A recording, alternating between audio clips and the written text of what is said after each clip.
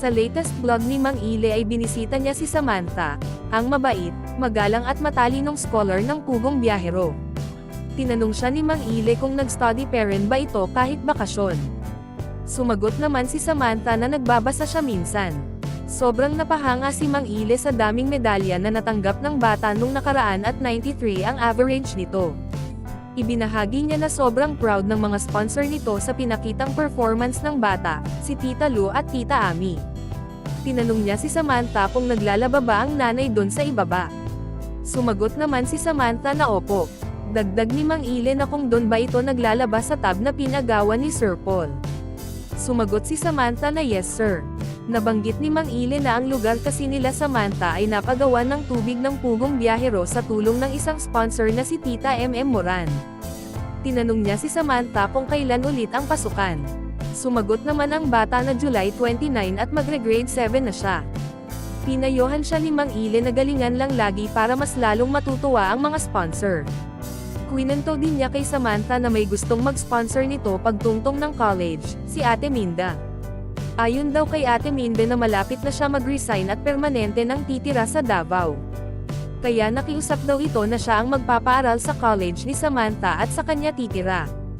Sinabihan siya ni Mang Ile na pagdating ng panahon kapag nami-maintain nito ang magandang grades, malaki ang posibilidad na magiging scholar ito ng bayan at allowance na lang nito ang iisipin ng sponsor. Inabot na ni Mang Ile ang allowance para kay Samantha, 2,500 galing kay Tita Lu at 3,000 galing kay Tita Ami. Agad naman nagpapasalamat si Samantha, una niyang pinasasalamatan ay ang Panginoon. Sabi niya na kung hindi dahil sa Panginoon ay hindi siya magkakaroon ng sponsor, ginamit ng Panginoon ang tao para matulungan siya. Sunod niyang pinasalamatan ang kanyang dalawang sponsor na si Tita Lu at Tita Ami. Ayon kay Samantha na God bless sa kanila always, ingat lagi sa trabaho, pinasalamatan din niya mga supportive viewers ng PB Team at si Mang Ile.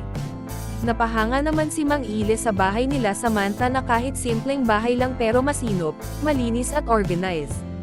Dagdag ni Mang Ile na iba talaga, kasi ang mama ni Samantha ay dating working students at nakapag first year college. Tinanong naman niya si Samantha kung kumain na ba ito at biniro na makikain sana siya. Natawa naman ang bata at sinabing hindi pa siya kumain.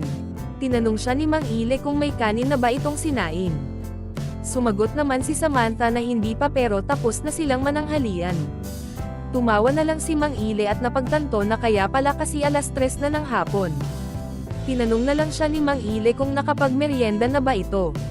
Ngumiti na lang si Samantha. Ipinaliwanag ni Mang Ile na hindi uso sa kanila ang meryenda, hindi gaya ng nasa patag, kina Samantha wala pero tiyaga-tiyaga lang. At para sa more summary video ng Pugong Biyahero huwag kalimotang mag-like and subscribe.